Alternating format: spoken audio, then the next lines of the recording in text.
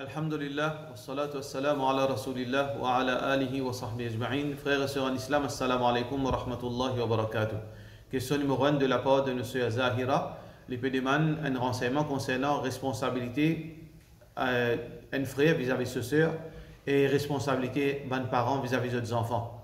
Alors, Allah subhanahu wa ta'ala fait une cause beaucoup concernant respect, responsabilité dans le Coran et ainsi dans le hadith Rasulullah sallallahu alayhi wa sallam. Normalement, un parent, une maman, un papa, les responsables de ses enfants concernant ce tarbiyat, sur l'éducation académique et religieuse, mais aussi concernant sa nourriture, concernant ses vêtements et concernant la protection de ces enfants-là et de lier une bonne éducation. De la même façon, vis-à-vis un frère vis-à-vis de sa sœur, la même chose. Dans l'absence d'un papa, alors le frère-là, il agit comme un papa. Ça veut dire qu'il a un regard, il a un droit de regard de sa sœur-là, aussi longtemps qu'il n'est pas encore marié, qu'il veille au lit, il protège lui, il éduque lui, et tout pareil comme papa là tu peux faire. Mais quand il a fini marié, quand c'est là fini marié, responsabilité vient l'osso monsieur, non pas l'osso frère. Mais seulement frère là, il est pareil dans le statut d'un papa, il reste toujours un frère qui a un mot à dire dans certaines limites qui charia permet lui. Concernant la vie, monsieur madame, il n'a pas un droit rentre là-dedans. Mais seulement en tant qu'il y a un musulman, en tant qu'un frère, il a un droit, il a sa privilège depuis Allah pour donner un conseil. Pour conseiller ce sœur, pour vivre bien, pour vivre dans l'obéissance à Allah subhanahu wa ta'ala, pour ordonner le bien, pour empêcher le mal. Alors donc, ça c'est un sujet qui est assez vaste. Alors ça qui est important en résumé, c'est qu'un frère, il a un droit de ce sœur, et pareil comme un papa, dans la présence d'un papa, il a un droit de ses enfants, un frère il a un droit de ce sœur. Et les réciproques, un sœur aussi a droit le son frère, dans le sens que s'il est grande sœur de la case, frère là il est petit, alors sa grande sœur là il peut agir comme une maman, de l'absence d'une maman. Alors il fait l'éducation de ses enfants là, il fait l'éducation, il donne ça qu'il a besoin de la vie de tous les jours, et aussi il conseille. Même si frère là fait marié, sa sœur là il gagne droit moralement et islamiquement, rappelle son frère à l'autre si son frère peut désobéir à Allah subhanahu wa ta'ala. Alors, sa mentalité qui peut dire, ben non, il finit marié, il n'est plus sous mon responsabilité, en partie, il faut ça. Ça veut dire, ni un papa, ni un frère, il n'a pas le droit de dire sa parole-là, qui, si un finit marié, il n'est plus sous mon responsabilité, ou bien un sœur dit, non, mais mon frère est assez grand, il est capable de prendre ses responsabilités. Dans certaines mesures, il est vrai, dans certaines mesures, qui nous besoin connaître que nous, musulmans, quand nous trouvons le mal, nous besoin conseiller, nous besoin essayer d'empêcher ça le mal. Question suivante. Question de la part de M. Fazila. Si un papa pas donne ses enfants non rien, ni lui occupe ses enfants là. Tout dépendant, c'est dada là qui fait. Est-ce qu'il papa là, il a même droit aux enfants là. Alors là, si un papa il finit de ses enfants, ça veut dire c'est lui qui prend responsabilité de ses enfants là. Il a droit au lit légalement parlant, mais aussi islamiquement parlant. Ça veut dire droit, veut dire concernant son éducation. Si un papa il quitte sa madame, il quitte ses enfants, il va prendre personne de compte. Alors, droit concernant l'obéissance à ces enfants-là, les droits, c'est lui qui les périscote lui. Il périscote un beau-père, il périscote son maman qui finit mariée. Alors, c'est ça la case-là qui est en contrôle de ses enfants-là, non pas papa qui délaisse là. Mais seulement ça veut dire que papa-là, ce ban droit, il finit, veut dire enlevé complètement. Et dans certains ban droits, il est resté à jamais. Par exemple, droit de wilayat, quand sa fille-là peut marier, même si papa-là, finit les autres depuis l'enfance, il reste toujours un wali, il reste toujours c'est le wali légal qui besoin ce consentement quand il est marié. Et ça, parfois, il y a une petite chose ambiguë. Puis papa là, pendant 20 ans, il dit les enfants là, mais c'est mal si il n'a pas marié. Alors là, il finit reste un papa beau-père, alors là, il y a une confusion, une ambiguïté. Ça qui dit, besoin faire imam, besoin trouver une solution à l'amiable.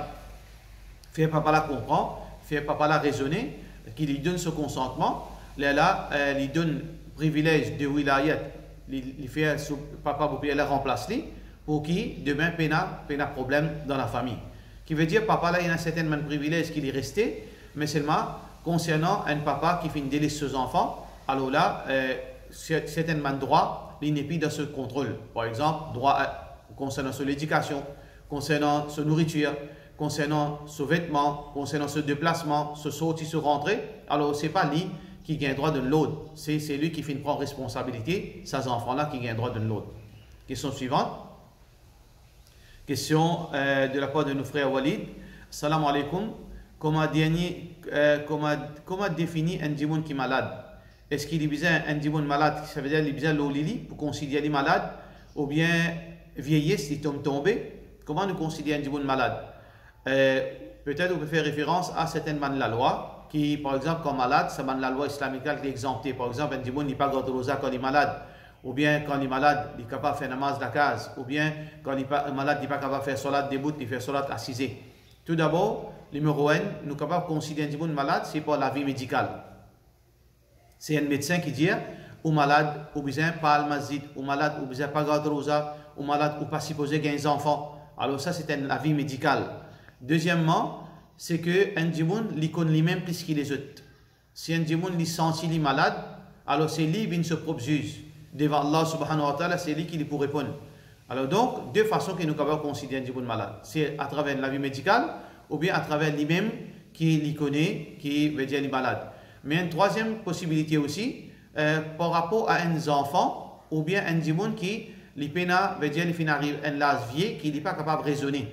C'est un djimoun responsable de cela case, qui lit pour confirmer ce que les enfants là, les malades, il n'est pas capable de masjid, il n'est pas capable de garder rosa, ou bien ça vieux djimoun là, les malades, il n'est pas capable par exemple de faire hajj. Ça veut dire un djimoun qui est responsable, il est capable de faire ce jugement là. Question suivante. Question anonyme. Salam alaikum. Est-ce que l'assurance médicale est permissible en islam? Est-ce qu'il y a un droit à claim l'assurance pour l'accouchement? L'assurance, dans le contexte Maurice, est haram. Et nous avons deux formes d'assurance qui longtemps je vais appeler insurance et assurance. Alors concernant insurance lui-même, les haram complètement, sauf que aujourd'hui nous avons la loi qui impose nous, par exemple pour l'assurance voiture. Alors donc nous payons un choix. Ça veut dire, nous payons un choix, ce n'est pas sa circonstance qui nous paye prendre l'assurance, mais l'assurance des haram. Par contre, assurance, veut dire l'assurance vie, comme on nous dit aujourd'hui. Alors l'assurance vie, normalement, est une structure dans l'islam. Il y a une forme de l'assurance vie qui est permissible, il y a une structure dans l'assurance, mais ça qui est pratiqué à Maurice, les haram, pas gain droit. Pas gain droit pratique, c'est l'assurance là. Mais si un djimoun qui travaille devant une compagnie, et sa compagnie là, fin assure sa djimoun là, concernant sur la santé, etc. Alors là, s'il est arrivé, par exemple, sur lunette, il finit cassé, l'assurance peut couvrir lui. Est-ce qu'il a un droit à prendre ça? Alors, il dépend de quantité de contribution. S'il fait contribuer pendant 3-4 ans, alors cette contribution il arrive à peu près 10 000 roupies ou bien 15 000 roupies. Sur lunette fin cassée, l'assurance peut rembourser une lunette de 7 000 roupies. Est-ce qu'il a un droit à prendre? Oui, il a un droit à prendre parce qu'il est en bas limite de cette contribution. Mais si cette contribution est 10 000, sur lunette fin cassée, l'assurance peut donner 10 000 roupies pour cette lunette. Il n'a pas gagné droit à prendre sa 8 000 roupies là. Il a gagné droit à prendre bénéficier seulement valeur de cette contribution. Question suivante. Question de la part de notre sœur Anissa. Est-ce qu'il y a un djimoun qui est converti? Il est converti et il est content une fille. Est-ce qu'il est capable de convertir à cause du content de cette fille là? Et ensuite, les musulmans, est-ce qu'ils sont capables d'encourager pour les marier, pour les convertir dans sa façon là, afin qu'il est capable de vivre la vie comme un musulman? Normalement, nous ne sommes pas capables de convertir à cause d'une fille. Nous ne sommes pas capables de convertir à cause du mariage. Nous sommes besoin de convertir à cause d'une convaincre dans l'islam. Si un djimoun peut convertir à cause d'une fille, ça veut dire qu'il n'est pas musulman. Parce que pour nous, musulmans, nous sommes besoin d'accepter avec nous le cœur, avec nos consciences, qu'Allah n'est pas associé et que Muhammad sallallahu alayhi wa sallam est le messager d'Allah. Si un djimoun ne peut pas payer ça dans le cœur, il n'est pas musulman, même s'il est fin converti. Mais si un djimoun, un djimoun est content de fille, en même temps, il a envie de convertir, il a envie de devenir musulman avec ce cœur. Il n'y a aucun problème. Ça veut dire qu'il nous encourage. Par exemple, il dit, je suis content de l'islam, je accepte l'islam, mais en même temps, je suis content quand je suis musulman, je suis marié avec cette fille-là. Alors donc, oui, nous encourageons qu'Inch'Allah, il devient un bon musulman et il est marié. Si ça est compatible, si cette fille-là est compatible avec lui, si la famille est d'accord, alors Inch'Allah, il n'y a aucun problème. Question suivante. Question de la part de nos frères Vicky. Alors, est-ce qu'il y a un droit à servir code fidélité qui donne acheter un code fidélité qui donne nous 50% de discount pour un an? Alors, normalement, pas un droit. Parce que ça, il y a une forme de gambling. Si un dimanche, il y a 5 cartes fidélité, par exemple, 1000 roupies. Alors, il servi sa carte-là pour aller au magasin et il gagne 50% de discount dans l'achat qu'il fait. Ça veut dire qu'il expose 1000 roupies pour lui gagner certains avantages. Il expose l'argent pour lui gagner l'argent en retour. C'est ça même qu'on appelle le gambling. Et aussi, il y a veut dire quelque chose qui n'est pas fixe. Par exemple, s'il fait acheter sa carte là 1000 roupies, et il est arrivé pendant un an, il n'a pas fait aucun achat. Soit il est parti Maurice, soit il est malade, qui veut dire qu'il fait perdre 100 000 roupies.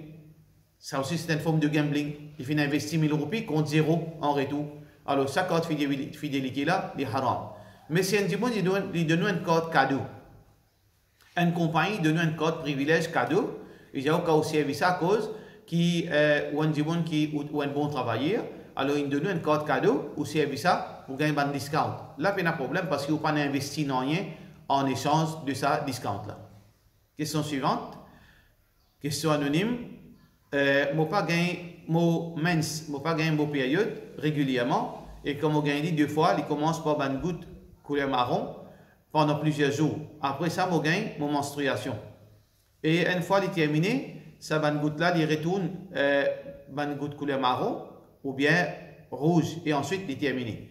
Qui est capable de durer pendant 10 jours comme ça. À chaque fois, moi pas gagné mon période pareil. Qui m'a besoin faire dans ce cas-là?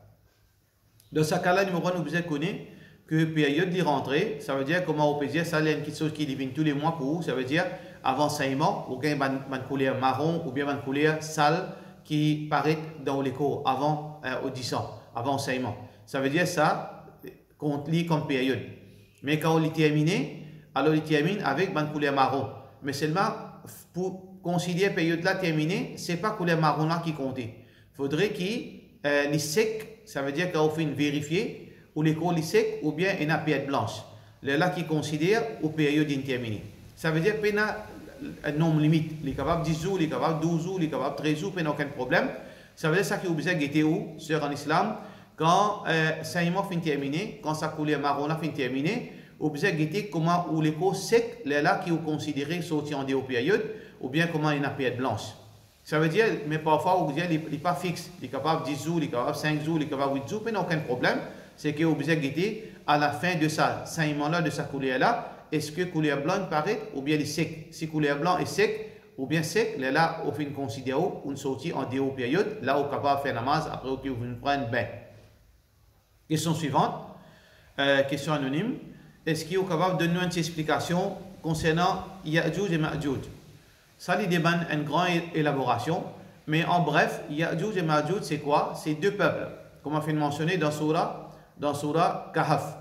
Allah subhanahu wa ta'ala fin faire Dhul Qarnayn emprisonne Zut, apparemment en des montagnes.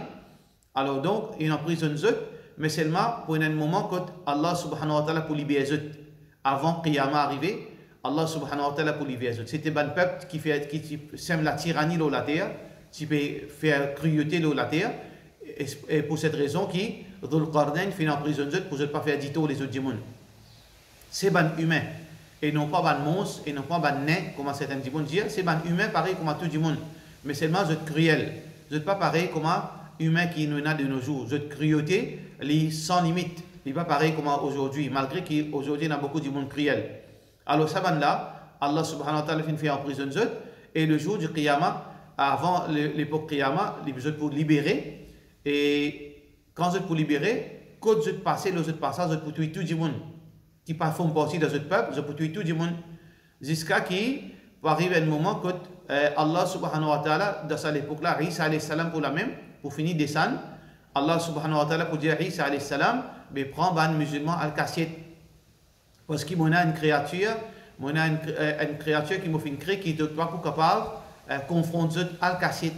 Là, Allah subhanahu wa ta'ala, pour faire Saban Ya'juj et Ma'juj, quand je pense que je finis tuer tout le monde dans la terre, je pourrais dire à cette tuer une créature dans le ciel. Allah subhanahu wa ta'ala pour descendre un petit, apparemment un virus, qui Allah subhanahu wa ta'ala pour descendre depuis le ciel et pour tomber dans le licou et je pour mort. Si tant vous êtes nombreux, pendant des mois et des mois, les animaux, veut dire pour consommer le licou. Veut dire, ça l'école là pour remplir la terre. Si tu as pas milliards et des milliards. Là, Allah subhanahu wa ta'ala pour envoyer des oiseaux pour prendre l'écho pour aller et pour l'appeler pour descendre, pour nettoyer la terre. Alors ça c'est l'histoire en bref de Ya'juj et Ma'juj. Allah subhanahu wa ta'ala a'lam, Allah subhanahu wa ta'ala connaît plus. Question suivante. Question anonyme encore. Assalamu alaikum. Quand une personne finit intikal, finit mort, il fait is'al sawab. Et sa famille, il fait un livre, sa famille fait un livre is'al sawab, le son nom. Et il partage ça. Est-ce qu'il gagne droit ça pour gagner sawab? Ça veut dire si un djibon est mort, par exemple, un frère est mort, ce frère, il prend 100 000 roupies, il fait publier un livre islamique qui est profitable, un livre l'Odin par exemple, il fait une dépense à l'argent là, il dit oh Allah, je peux donner ça, je peux distribuer ça livre là, fils abilillah, ça sawab qui m'a pour gagner là, alors donne ça à mon frère qui fait mort. Ça qui appelle is'al sawab. Alors donc ça, gagne droit ça Inch'Allah, il n'y a aucun problème, il y a une forme de sadaqa qui est autorisée, mais on peut faire pour Allah, mais c'est ça sawab là, il retourne pour sa djimoun qui fait mort. Question suivante. Question anonyme. Cher mon maman, mon frère, pas cause avec moi bientôt 1 an. Tous les jours, mon téléphone zut, mais mon maman, mais mon téléphone, mon maman, mais mon ban frère, pas passe le téléphone. Je connais si mon al devant la porte, zut pour pousse moi.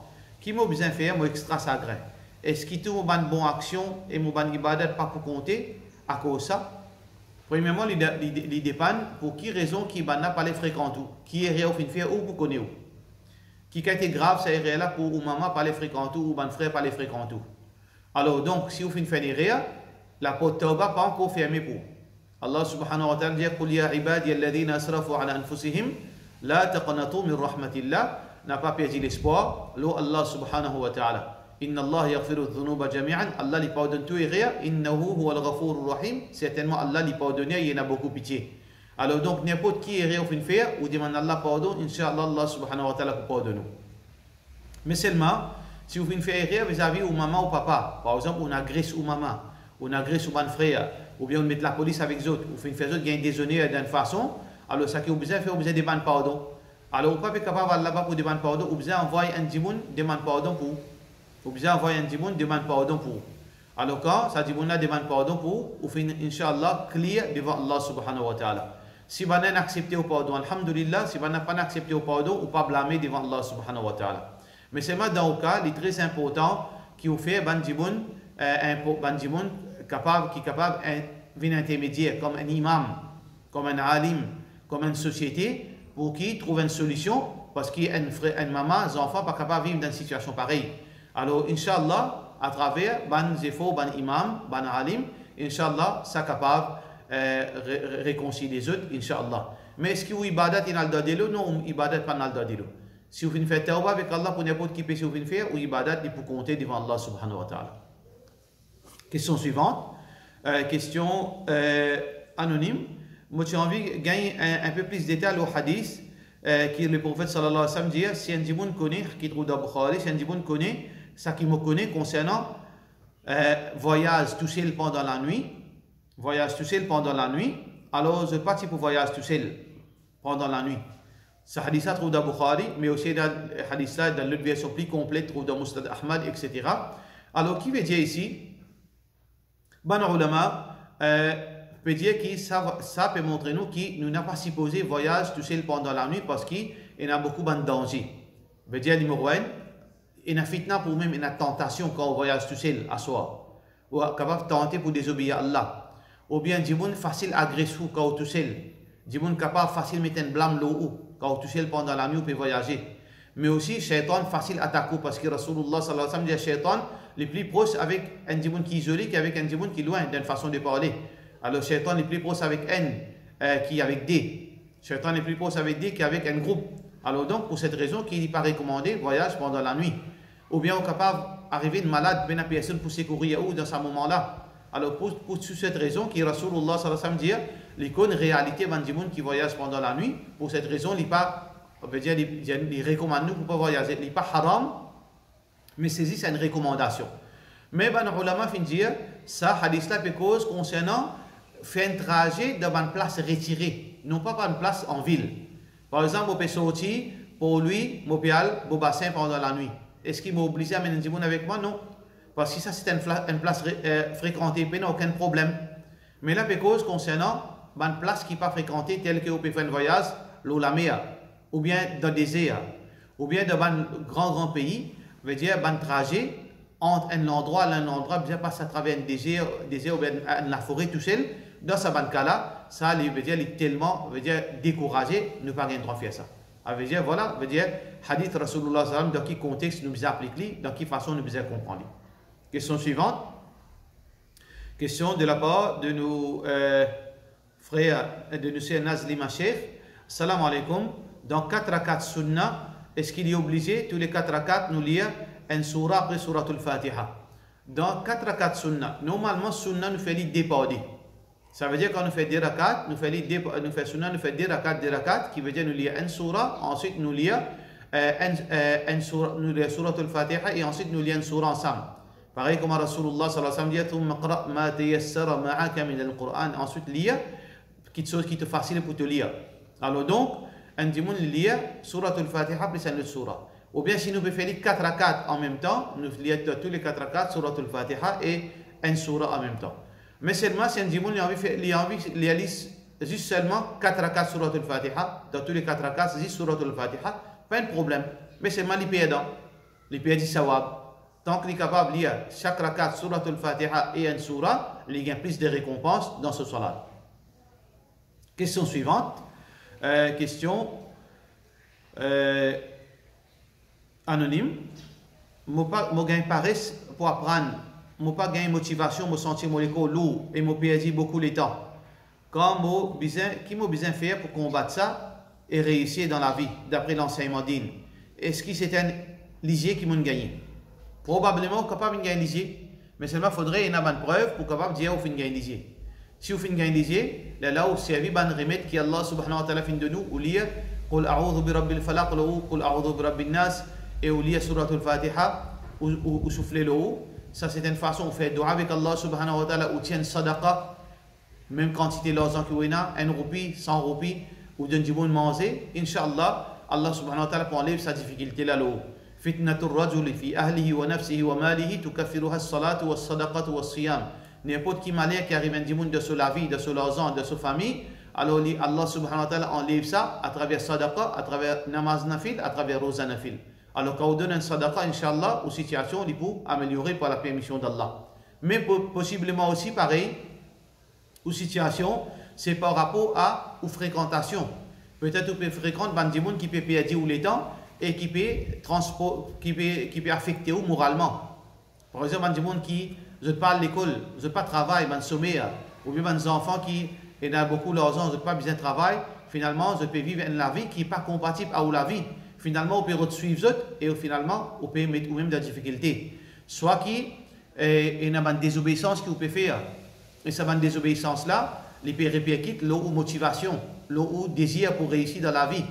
Soit par exemple aussi, pour une raison qu'un dimanche il tombe dans une situation, qu'un dimanche on peut avoir une discipline dans la vie, on peut aller dormir, les lever.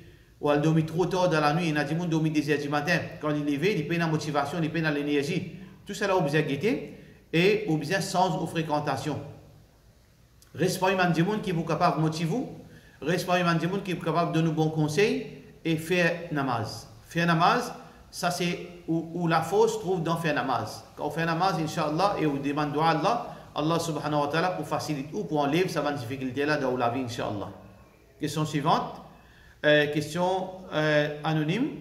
Assalamu alaikum. Est-ce qu'il vient faire oiseau quand on fait roussel, quand nous baignons? Si roussel janaba veut dire une madame après cette période, il peut baigner, ou bien une monsieur avec une madame qui rentre dans le ménage et il peut baigner, après ça, il peut baigner. Ce n'est pas nécessaire de faire oiseau, roussel suffit de l'inventer de l'écho. Mais seulement, les sunnah pour faire oiseau, ça veut dire que si un dimanche il fait oiseau, après il peut de l'eau sur l'écho, il n'y a aucun problème. Il est bon. Ça veut dire, oiseau n'est pas obligatoire dans roussel janaba, mais seulement si vous faites des bon. Mais par contre, si vous pouvez baigner jour Jum'a, est-ce que vous besoin de faire oiseau? Si vous pouvez baigner d'après Sunnat Rasulullah sallallahu alayhi wa sallam, parce qu'il y a 2 façons de baigner. Soit nous ouvrons douce, nous rentrons dans de l'eau, nous les mouiller complètement, ça aussi appelle baigner. soit nous bénis d'après le principe Rasulullah sallallahu alayhi wa sallam qui meilleur, qui nous gagne savoir. Nous veillons à la robinet, nous lavons la main, nous lavons nos parties privées, ensuite nous faisons oiseau, ensuite nous lavons la tête, ensuite nous lavons les coups. Ça c'est l'autre d'après Sunna. Mais si un dimanche n'a pas envie de faire ça, il a envie de se baigner comme ça même, jour Juma, il n'y a aucun problème. Il n'y a aucun problème. Question suivante. Question de la part de notre sœur Amira Jahour. Elle peut dire, est-ce qu'il est capable d'une explication différence entre Tawhid et Sunnat Jamal? Normalement, le mot Tawhid veut dire l'unicité. Sunnat veut dire pratique Rasulullah sallallahu alayhi wa sallam. Mais le problème, du monde fait service à nom-là pour faire référence à un groupe. Tawhid veut dire du monde qui pas fait shirk avec Allah, supposément, et Sunnat Jamal, c'est-à-dire du monde qui compte Rasulullah sallallahu alayhi wa sallam. En fait, il n'y a aucune différence entre les deux. Un vrai musulman, c'est celui qui n'a pas fait shirk avec Allah subhanahu wa ta'ala et c'est celui qui pratique sunnat Rasulullah sallallahu alayhi wa sallam et dit content Rasulullah sallallahu alayhi wa sallam. Alors, il ne faudrait pas nous servir à ban moula pour diviser nous. Un vrai musulman, il y a un tawhid et il y a un sunnat jamal. Un vrai musulman, c'est un tawhid jamal, c'est un sunnat jamal. Alors, un vrai musulman, c'est celui qui n'a pas fait shirk avec Allah, il prône l'unicité d'Allah et il content Rasulullah sallallahu alayhi wa sallam et il pratique sunnat Rasulullah sallallahu alayhi wa sallam. Donc, saban, non qui certainement dit bon film métier, là nous trouvons beaucoup de problèmes. Les risques un non, les risques comme si il y a un fanatisme. Beaucoup de gens qui disent tawhid, je ne pas pratique sunnat Rasulullah sallallahu alayhi wa sallam, et ça c'est un erreur. Beaucoup de gens peuvent dire sunnat jamat, mais c'est moi de faire shirk avec Allah subhanahu wa ta'ala, et c'est un erreur. Alors nous avons besoin de les deux qui sont qui bon. Nous venons d'un tawhid jamat qui nous pas fait shirk avec Allah, et nous venons d'un sunnat jamat qui nous compte Rasulullah sallallahu alayhi wa sallam et nous pratique Sunna Rasulullah sallallahu alayhi wa sallam. Pour cela, nous disons, wassalamu alaykum wa rahmatullahi wa barakatuh.